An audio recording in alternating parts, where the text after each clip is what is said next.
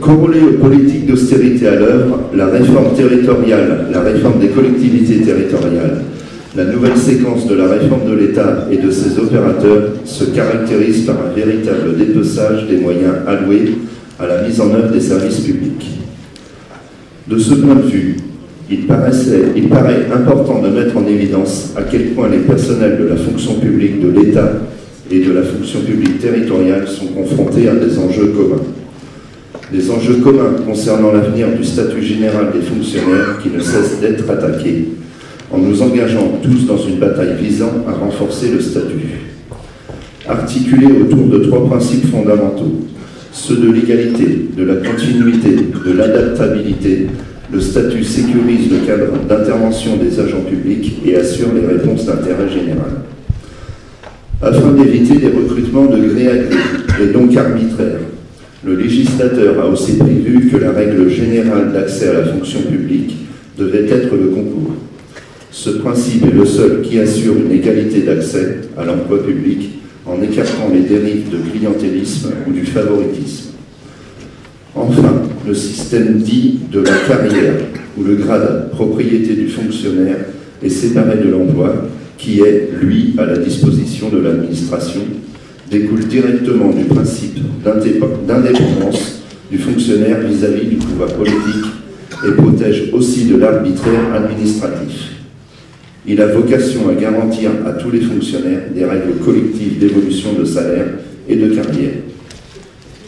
Il y a donc besoin de renforcer le statut, de revenir à la règle selon laquelle un emploi permanent correspondant à un emploi de fonctionnaire et donc de procéder aux titularisations des personnels contractuels. Sur ce dernier point, je me permets un petit rappel.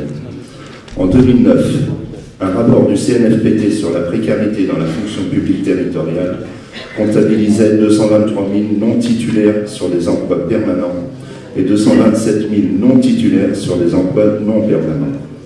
Aujourd'hui, le bilan de mi-étape présenté par la DGCL confirme les craintes que la CGT avait exprimées à la DGAFP. Seulement 18 000 titularisations projetées en 2013-2014 pour 42 800 agents éligibles, soit environ 10% de la réalité des chiffres rapportés. Au regard de ce que je viens d'évoquer plus haut, il apparaît une absolue nécessité de poursuivre notre réflexion sur une dynamique d'unification progressive des différents versants statuts de la fonction publique. Les missions des différents versants de la fonction publique sont à inscrire dans une logique de complémentarité et de cohérence qui doivent trouver dans un statut unifié un socle commun de garantie pour les citoyens et les personnels. La période est aussi caractérisée par une crise de la démocratie dans ses dimensions politiques et sociales. L'effet pervers de la libre administration des collectivités a été la construction et ce d'une manière insidieuse, de baronies dont les principales conséquences sont une perte de démocratie et une puissance décisionnelle que l'on peut qualifier d'autoritaire de nos employeurs. Toutes les réformes initiées dans la dernière période, RGPP, REAT, MAP, se font à marche forcée. Force est de constater que les organisations syndicales en sont écartées. Force est aussi de constater que les citoyens usagers sont aussi écartés. Dans le même temps, il nous faut observer ce que nous pourrions appeler un déplacement du ou des lieux de pouvoir. C'est le cas lorsque l'on observe la montée en puissance des prérogatives des préfets de région, la mise en place des conférences territoriales de l'action publique.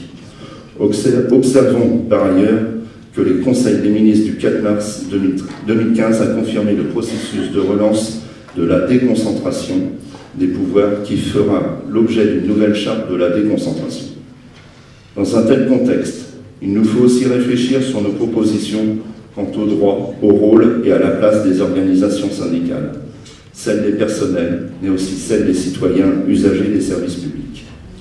Reste à déterminer dans quel espace la CGT est en mesure d'intervenir dans un principe de construction d'un service public répondant aux critères nécessaires à un rendu de qualité et d'égalité pour les usagers. Dans ce contexte, nous devons réfléchir aux moyens de garantir la mise en place de services publics rendus par des agents sous statut, une proximité de service avec des moyens d'intervention suffisants, suffisamment conséquent et les formations requises pour accomplir ces missions. Ne disposons pas du temps nécessaire pour aborder d'autres enjeux revendicatifs qui nous sont communs. Vous me permettez de conclure mon intervention en pointant au moins 3 questions que nous ne manquerons pas de débattre.